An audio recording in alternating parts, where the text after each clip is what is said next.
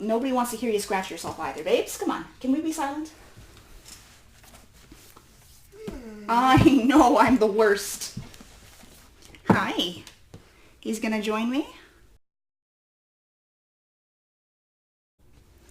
Day 6. And as you will notice, there was no video for day 5. I am burning out. I thought to myself at the beginning of this reading rush that I would be like, yes, 7 days to read, 7 books in 7 days, I can do that. Well, I'm on book 6, so that's something. Book 6 is this. I know it was not well thought out of me, but I couldn't resist. I was there after book 4 and I wanted something to read, and the only thing that I wanted to read was the Amazons, and I don't regret it. Even if I only get 6 books this week, I do not regret choosing the Amazons because it is an amazing book. I am learning so many things. I should have read this book years ago. It's been sitting on my shelf forever. So this is my book that I meant to read last year. As to the other ones, I decided just to combine some of the badges for the books that I've read. For instance, The Chai Factor was my debut. The Strange Case of Dr. Jekyll and Mr. Hyde was my movie adaptation. But On a Red Station Drifting was 5 words and purple cover and a non-human character. So in order to make all of the challenges, this is the last book I have to read. Yesterday I also read Lysistrata by Aristophanes. Ha! I remembered how to pronounce his name, and I probably completely mispronounced the title of the play. It was a ridiculous play. It was short, so I gave it that. And it was mentioned in this book as being a female-forward play in comparison to the rest of the Greeks. If you haven't read Lysistrata, in summary, all of the women decide to withhold sex from their husbands so that their husbands will make peace. And apparently in Greece, whenever men didn't have sex for like 5 days, they walked around with constant erections. Like, this was a terrible, terrible play.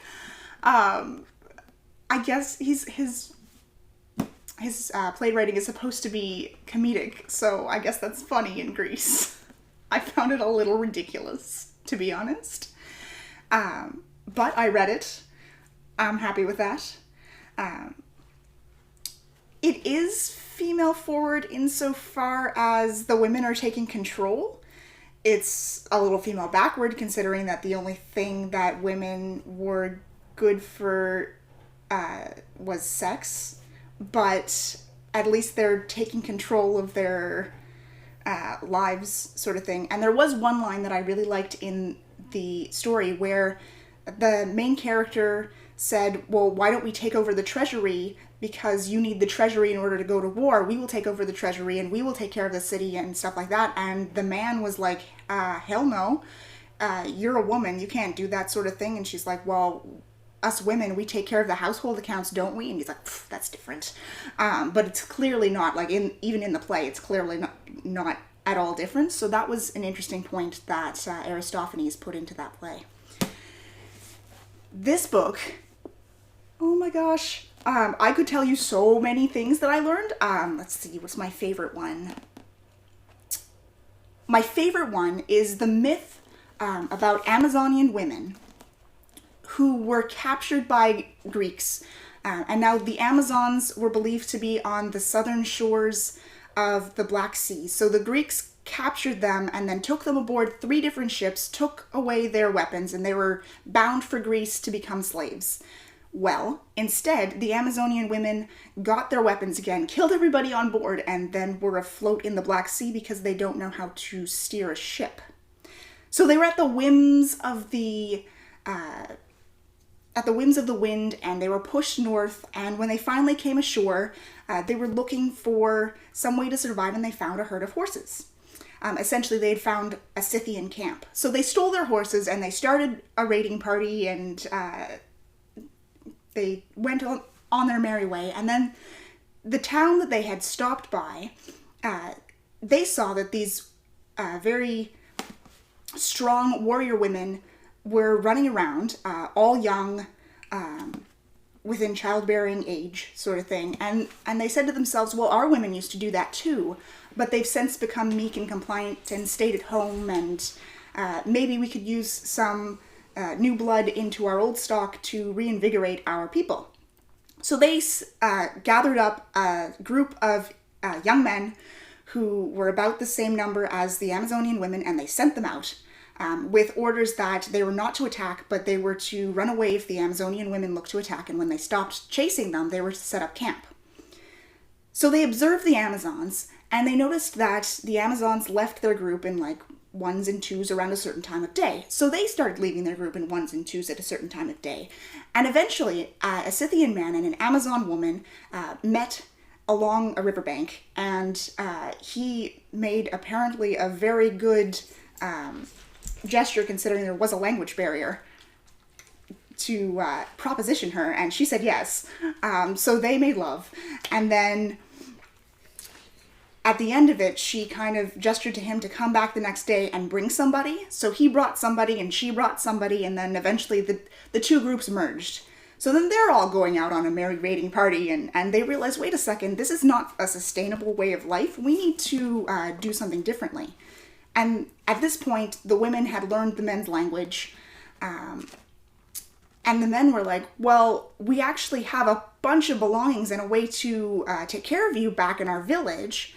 If you want to come to the village and marry us, we're more than happy to take care of you.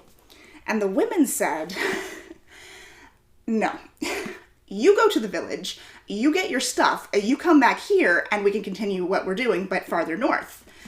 So that's what the men did, and they raised their children in a gender equality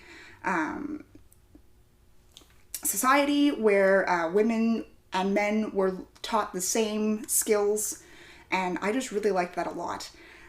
Obviously that was a myth, but the Scythian people actually did exist and did show that kind of gender equality, and I'm very happy about that.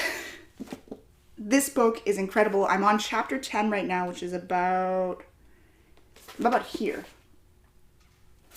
So I've still got a lot to get through in the next 2 days in order to finish this book before the reading rush ends, but I am looking forward to it. It is finally the weekend. I don't have to worry about stupid day job stuff. I can actually sit down and read, I hope. So, only 2 days left in the reading rush, and I'm excited to finish my Amazon book. Maybe I'll be able to squeeze in another very short book, maybe I won't. I'm just going to be happy to finish reading this and learn so much about the Amazons and the Scythian peoples. It's really an incredible book, and I can't recommend it enough. All right, well, now that that's done, happy reading.